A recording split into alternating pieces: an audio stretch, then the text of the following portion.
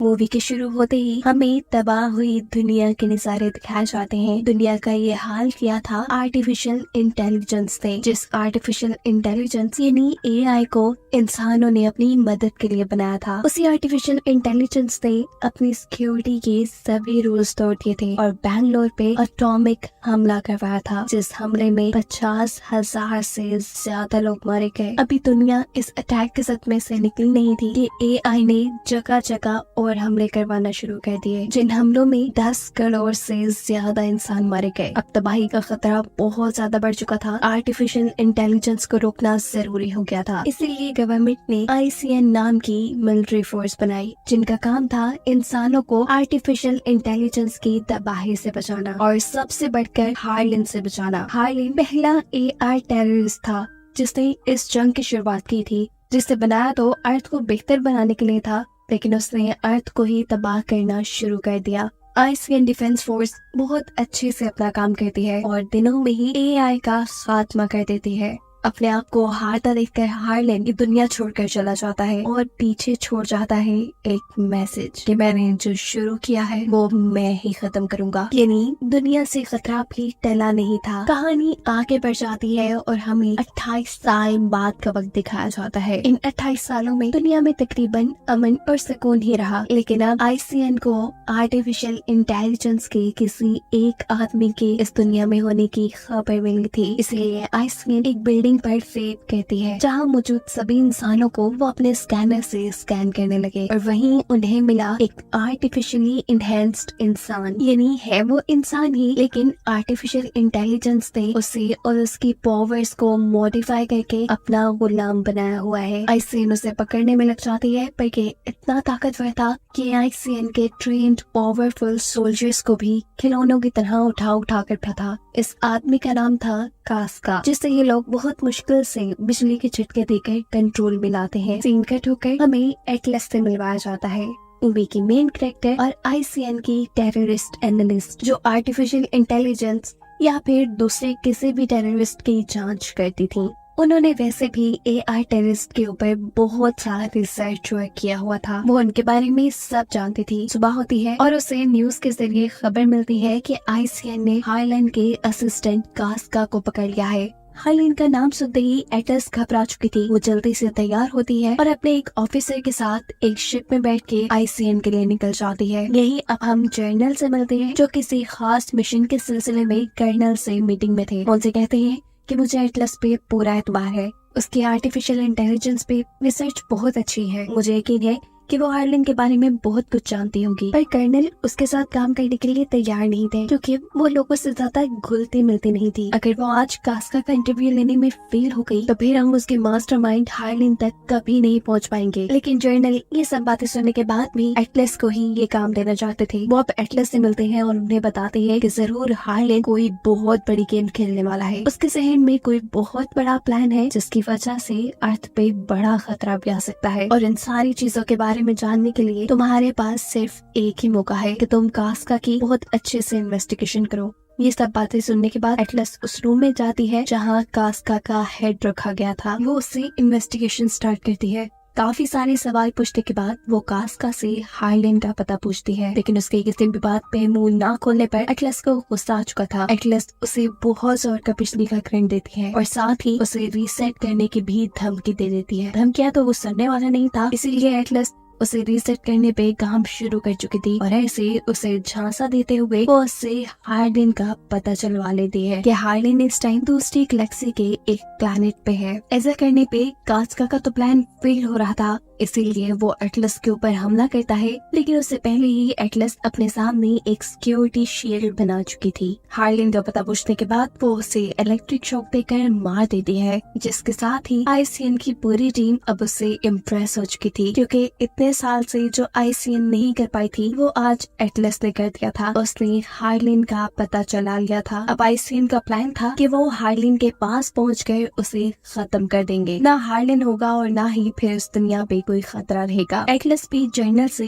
इस मिशन का पार्ट बनने की रिक्वेस्ट करती है और कहती है कि मैं हार्लिन को अपनी आंखों से मरता देखना चाहती हूँ। इसीलिए जर्नल एटलस को कर्नल से मिलवाते हैं, जो इस मिशन के हेड थे।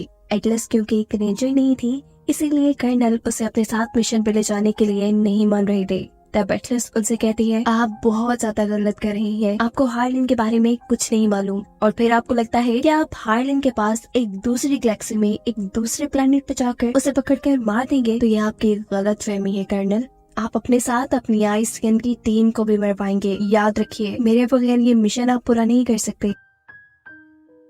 एटलस की बातें सुनकर कर्नल अब उसे एक रोबोट से मिलवाते हैं। ये रोबोट असल में एक सूट था जिसके अंदर रेंजर्स बैठकर एआई से लड़ते, और इस रोबोट को इंसान से एक न्यूरल लिंक डिवाइस के जरिए कनेक्ट किया जाता था। पता चलता है कि ये न्यूरल लिंक डिवाइस एटलस की मॉम ने ही बनाई थी, जो आईसीएन की एक साइंटिस्ट थी। इस डिवाइस के बारे में सुनते ही वो कर्नल पर चिल्लाने लगती है, लेकिन कर्नल उसे रिलैक्स करते हैं और कहते हैं, मैं चाहता हूँ कि तुम्हारी मॉम के साथ जो कुछ भी हुआ, लेकिन ये डिवाइस बिल्कुल सेफ है क्योंकि इसे मॉडिफाई कर दिया गया है। कर्नल उसे समझाते हैं कि वो इन बड़े बड़े रोबोट्स और अपने बहुत बड़ी सी स्पेसशिप के जरिए, जिसके अंदर एक पूरे प्लैनेट को तबाह करने जितना बॉम्ब भी है, उसके जरिए हार्लिन को हरा देंगे। लेकिन पता नहीं क्यों एटलस के दिल में अभी भी कोई डर था।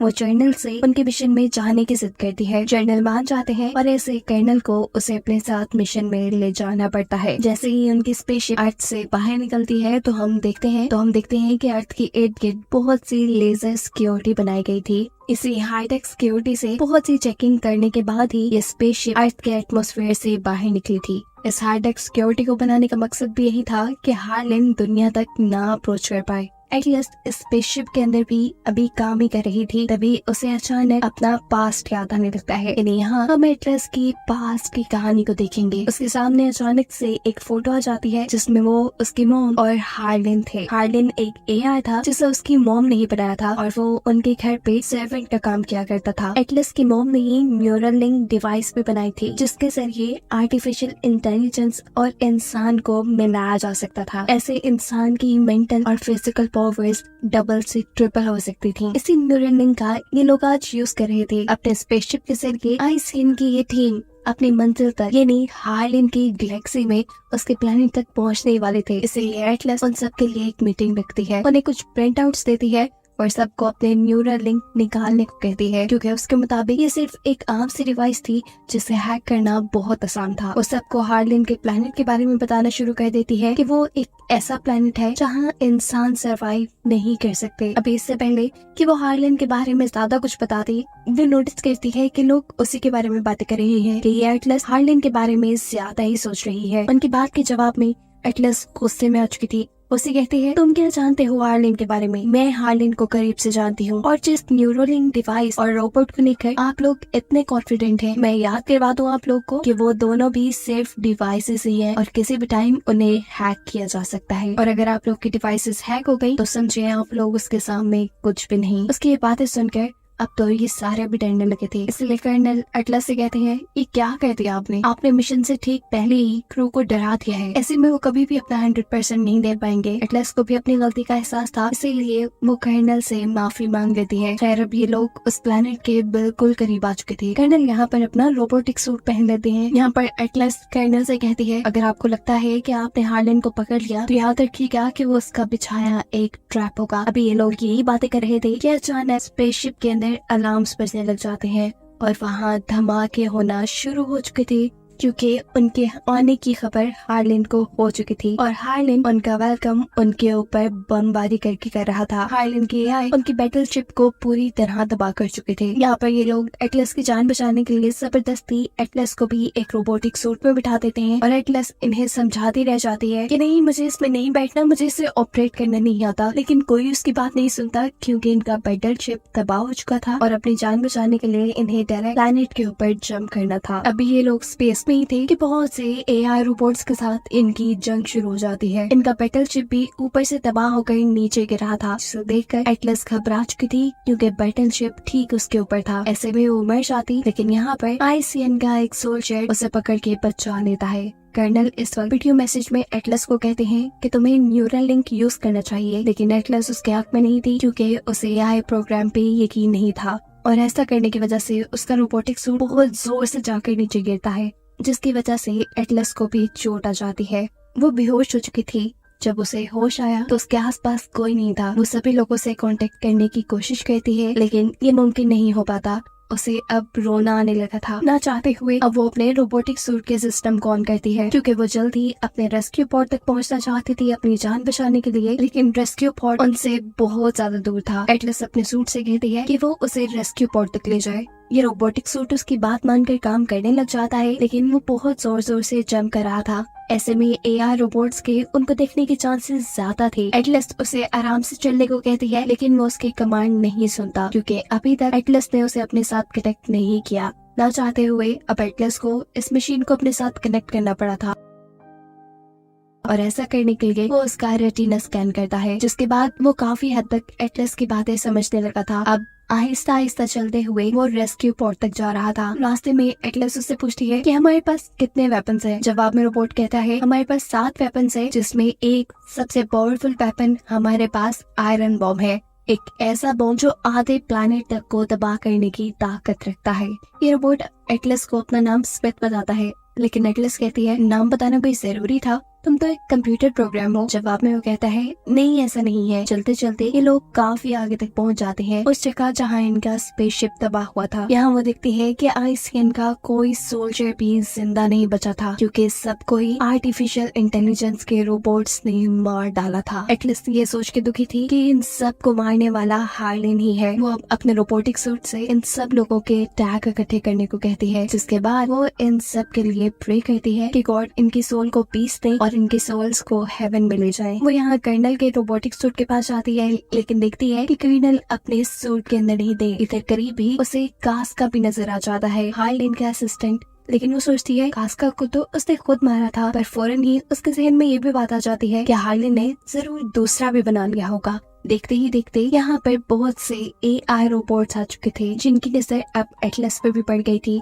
वो एटलस पे हमला करने के लिए आगे बढ़ते हैं और इनसे बचने के लिए एटलस आगे की तरफ भागते हैं। आगे तूफान आ रहा था, उसने ये देखा नहीं और वो तूफान में फंस चुकी थी। मुश्किल से वो तूफान से निकलती है तो अब सामने दोबारा रोबोट्स उसे मारने के लिए खड़े थे। ये बहुत सारे थे, वो इनसे लड़ नहीं सकती थी क्योंकि वो रेंजर नहीं थी, उसे वेपन्स यूज करना नहीं आते थे। इसीलिए वो अपने रोबोट को ये ऑर्डर देती है कि वो यहाँ आयरन बॉम्ब यूज करे। हालांकि रोबोट ये करना नहीं चाहता था लेकिन एटलस के हुक्म पे उसे करना पड़ता है। देखते ही देखते यहाँ रोबोट्स के साथ हर चीज तबाह हो जाती है। लेकिन अगले ही पल यहाँ कास्का उनके पास आ रहा था कि नहीं, वो इस हमले से भी नहीं मरा था। इससे पहले कि वो एटलस के रोबोट और एटलस को मार देता, अचानक जमीन के ऊपर दरारें आना शुरू हो जाती हैं और जमीन टूट के एटलस अपने रोबोट के साथ कई 100 मीटर जमीन के अंदर चली गई थी। नीचे गिरने की वजह से एटलस का पाँव फ्रैक्चर हो चुका था, इसलिए स्मिथ यानी एटलस का रोबोट उसके पाँव में एक मेटल प्लेट फिक्स कर देता है ताकि उसका पाँव और डैमेज ना हो। इस सारे प्रोसेस से एटलस को बहुत ज्यादा पेन हो रहा था,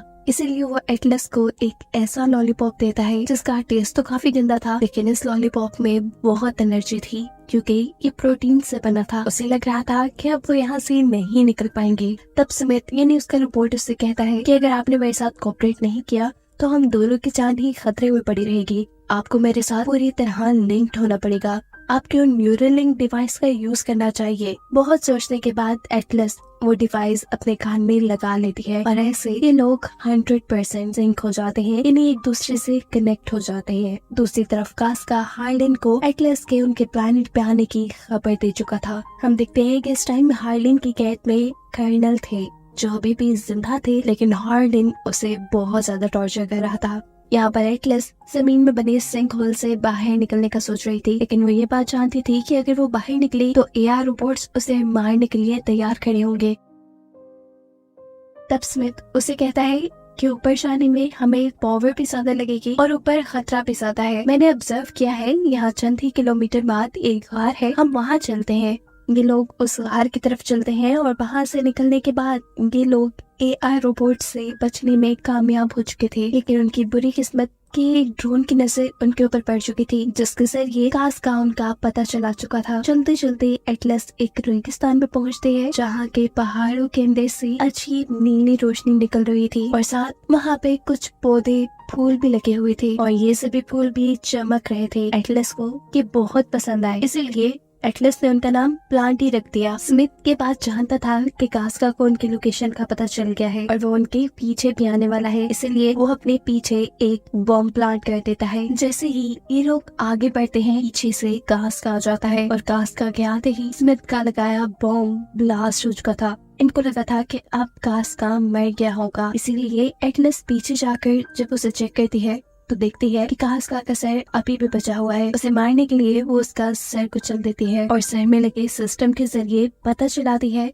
कि हार्लिन यहीं कहीं है। वो हर हाल में हार्लिन के पास जाकर उसकी लोकेशन को टैग करना चाहती थी ताकि ICN की अगली आने वाली टीम आराम से हार्लिन को तबाह कर सके। हार्लिन के पास जाकर उसके लोकेशन को टैग करने के लिए स्मिथ एटलस को मना करता है, पर एटलस को क्योंकि हर हाल में काम करना था इसलिए वो स्मिथ का न्यूरल लिंक उतार देती है, जिसके जरिए वो स्मिथ से कनेक्टेड थी उसकी। लेकिन स्मिथ कहीं न कहीं अभी भी उसके साथ अटैच था। वो उसे वो टाइम दिखाकर इमोशनल करने की कोशिश करता है जब हार्लिन एटलस के घर पे रहा करता था, पर एटलस उसे समझाती है कि इमोशनल होने का वक्त नहीं है स्मिथ। अगर आज हमने ये कदम नहीं उठाया, ये खतरा मोल नहीं लिया, तो जितने भी ICN के लोग यहाँ शहीद हुए हैं उन सब की मौत जाया हो जाएगी। स्मिथ उसकी बात मानकर आगे बढ़ जाता है। ये लोग हार्लिन की बेस तक पहुंच जाते हैं। जहाँ जाते ही एटलस हैरान परेशान हो चुकी है क्योंकि हार्लिन के पास उनकी बैटलशिप है, साथ ही उनका वो बॉम्ब भी जिससे वो आधे प्लेनेट को तबाह कर सकते हैं। यहाँ की टेक्नोलॉजी भी बहुत ज्यादा हाई थी। अचानक ही एक ड्रोन की नजर स्मिथ पर पड़ जाती है। इस तरह बहुत से AI रोबोट्स उनके ऊपर हमला करने के लिए आगे बढ़े थे। एटलस भागते हुए अपनी जान बचाना चाहती थी, पर अचानक स्मिथ गिर जाता है। उसे कुछ हो गया था, ऐसे जैसे किसी ने उसे हैक कर लिया हो। स्मिथ के गिरते ही वो मैसेज जो एटलस दुनिया तक पहुंचा रही थी, यहाँ के हालात की रिपोर्ट्स दे रही थी, वो मैसेज भी रुक गया था। ऐसे अर्थ पर मौजूद जर्नल परेशान हो चुके थे कि कहीं हार्लिन के हाथ उनका बैटलशिप न लग गया हो। अगर ऐसा हो गया तो बस वो पूरी अर्थ को तबाह कर देगा। यहाँ दिखाया जाता है कि एटलस को पकड़ के हार्लिन के सामने लाया गया है। अजीब बात थी, हार्लिन उसे देखकर खुश था। वो उसे कहता है, तुम जानती हो ना मैं तुमसे कितना प्यार करता हूँ, तुम्हारी मॉम से भी। वो तो हम दोनों की मॉम है ना, तुम मुझे गलत क्यों समझती हो एटलस? तुम्हें पता है मैं अर्थ की ही भलाई कर रहा हूँ। इंसान अर्थ का जो हाल कर रहे हैं, ऐसे चंद सालों में अर्थ तबाह हो जाएगी। लेकिन अर्थ को तबाह होने से बचाने के लिए मैंने प्लान किया था कि मैं अर्थ के आधे लोगों को मार डालूंगा ताकि बाकी के आधे लोग दुनिया में आराम से रह सकें, और उन आधे लोगों की प्रोटेक्शन का काम फिर हार्लिन अपने AI से करवाएगा। हार्लिन एटलस को बताता है कि तुम्हारा यहाँ तक पहुँचना मेरा ही एक प्लान था। मैं खुद चाहता था कि ICN मुझे ढूंढते ढूंढते यहाँ तक आए, क्योंकि मुझे उनका बैटलशिप और उनका बनाया वो ताकतवर बॉम्ब चाहिए था अपने मिशन को पूरा करने के लिए। अब वो एटलस से अर्थ के इर्द गिर्द बने लेजर का सिक्योरिटी कोड पूछता है ताकि वो अर्थ में एंटर कर पाए, लेकिन एटलस वो कोड नहीं जानती थी। कोड के न बताने पर हार्लिन उसे बुरी तरह टॉर्चर करना शुरू हो चुका था। वहाँ पर कर्नल भी थे जिन्हें भी हार्लिन ही टॉर्चर कर रहा था। कर्नल एटलस से पूछते हैं स्मिथ कहाँ है? जवाब में वो कहती है उसकी बैटरी लो हो गई शायद। कर्नल अब उसे अपना न्यूरल लिंक देते हैं और कहते हैं कि इसके जरिए स्मिथ को अपने पास बुलाओ। एटलस कांटेक्ट करती है, लेकिन जवाब में स्मिथ कहता है मैं आपके पास नहीं आ सकता क्योंकि मैं आपके साथ 100% सिंक नहीं हो पाया था। ये बात सुनकर जोर जोर से एटलस रोने लगी थी। उसे लग रहा था कि दुनिया में जितनी भी प्रॉब्लम्स हैं सिर्फ उसी की वजह से है।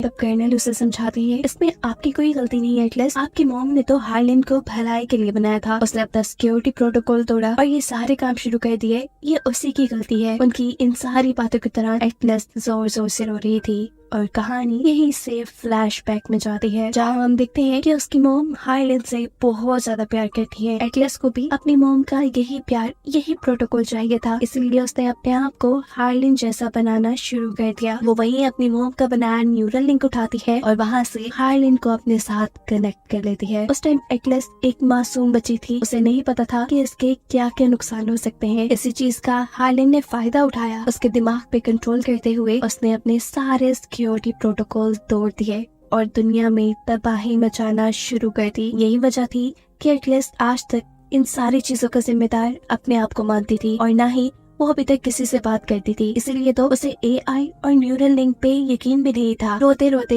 एटलस जर्नल को बताती है मेरी वजह से ये सब कुछ हुआ और मेरी वजह से ही मेरी मॉम मारी गई, क्योंकि जब हार्लिन फ्री हुआ था तो वो मुझे मारना चाहता था, लेकिन मेरी मॉम ने मुझे बचाने के लिए मुझे वहाँ से भगा दिया और वो मर गई। एटलस की ये सारी बातें, ये सारी यादें न्यूरल लिंक के जरिए स्मिथ भी सुन रहा था और ऐसे वो उसके साथ 100% कनेक्ट हो जाता है। स्मिथ अब उसके पास आ चुका था। एटलस अपने आप को फ्री करवाते हुए स्मिथ के अंदर बैठ जाती है और वो लोग तैयार हो जाते हैं यहाँ के रोबोट से लड़ने के लिए। स्मिथ के 4 हाथों का यूज करते हुए एटलस बहुत ही बहादुरी से यहाँ बहुत से एआई रोबोट्स को मार चुकी थी। हार्लिन के स्पेस में तबाही मच गई थी, इसीलिए हार्लिन ये सब कुछ चेक करने के लिए उसके सामने आते हैं। इससे पहले कि एटलस और उनके दरमियान में लड़ाई होती, एटलस आसमान में दिखता है जहाँ इंसानों का ही बनाया हुआ बैटलशिप अब उसके कहने पर दुनिया में तबाही मचाने के लिए जा रहा था। ये चीज एटलस की भी नजर में आ जाती है। वो जानती थी कि उनका बैटलशिप अर्थ पे तबाही मचा देगा, इसीलिए वो बैटलशिप को रोकने के लिए उसके ऊपर फायरिंग शुरू कर देती है और उसकी ये कोशिश कामयाब भी होती है क्योंकि बैटलशिप अब तबाह हो चुका था। और ये देखकर हार्लिन गुस्से से पागल हो जाता है। वो अब अपने हाथ से एक तलवार निकालता है एटलस से लड़ने के लिए। अपनी इस तलवार के जरिए वो स्मिथ से लड़ा था। स्मिथ के साथ तो एटलस भी कनेक्टेड थी क्योंकि वो हार्लिन को जानती थी, इसीलिए जल्द ही वो हार्लिन के मूव्स समझते हुए उसके मूव्स का सामना करना शुरू कर चुकी थी। ये नहीं कहना कि वो अपने डिफेंस में लड़ रही थी, लेकिन इसमें वो ज्यादा कामयाब नहीं हो पाती कि हार्लिन स्मिथ के पावर सिस्टम पर हमला कर चुका था, जिसकी वजह से अंदर एटलस को भी काफी ज्यादा बिजली के झटके लगते हैं और वो बेहोश हो जाते हैं। एटलस को बचाने के लिए स्मिथ अपने आप को खोल देता है और एटलस को अपने अंदर से बाहर निकाल देता है। साथ ही साथ वो अपने दूसरे हाथ से हार्लिन से लड़ भी रहा था और उसे एटलस तक आने से रोक भी रहा था, पर ज्यादा देर हार्लिन को वो भी ओवरपावर नहीं कर पाता। हार्लिन अब उसके एआई सिस्टम के ऊपर ही हमला कर देता है और इससे पहले कि वो उसके बाकी सारे सिस्टम भी तबाह कर देता, पीछे से कोई हमला करते हुए हार्लिन को ही मार चुका था। ये एटलस थी जिसे होश आ गया था। वो यहाँ प्यार से स्मिथ को देखती है क्योंकि अभी स्मिथ ने उसकी जान बचाई थी। स्मिथ और वो अब दोस्त बन चुके थे। ना चाहते हुए भी एक और मर्तबा एटलस ने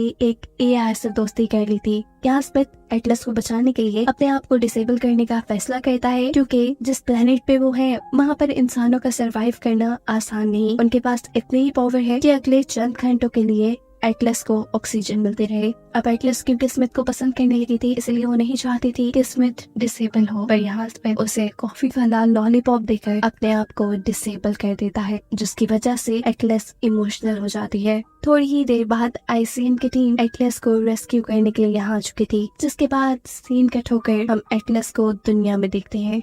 यहाँ उससे जर्नल मिलने आए हैं और वो उससे कहते हैं गेस करो मैं तुम्हारे लिए क्या गिफ्ट लेकर आया हूँ। एटलस कुछ नहीं बोलती तो जर्नल एक बॉक्स खोलते हैं। उसके अंदर वही पौधा था जिसे हार्लिन के प्लेनेट पे एटलस ने प्लांटी का नाम दिया था और ये एटलस के लिए उसका दोस्त स्मिथ ही गिफ्ट लेकर आया था। उस दिन जितने भी लोग मरे थे उन सबके पेरेंट्स एटलस का शुक्रिया अदा कर रहे थे क्योंकि उसकी वजह से उनके टैग्स वापस आ पाए। एटलस यहाँ खामोश हो जाती है और जर्नल वापस जाने के लिए मर जाती है। एटलस जर्नल को रोकती है और कहती है शुक्रिया मुझ पे यकीन करने के लिए। उनकी यकीन नहीं तो एटलस को इस काबिल बनाया था कि उसने हार्लिन को एक दूसरे प्लेनेट पे हरा दिया था और अब एटलस की वजह से ये दुनिया बिल्कुल सेफ थी। एटलस अब एक रेंजर बन चुकी थी और यही तो वो हमेशा से बनना चाहती थी। हम देखते हैं कि वो नए एआई रोबोट सूट का टेस्ट करने के लिए गई है जिसे उसने अपने अकॉर्डिंग डिजाइन किया था। उसमें बैठने के बाद वो अपने आप को रोबोट से 100% सिंक कर लेती है बिना डरे, क्योंकि ये रोबोट उसका वही दोस्त स्मिथ ही था जिसे भी उस दिन रेस्क्यू कर लिया गया था।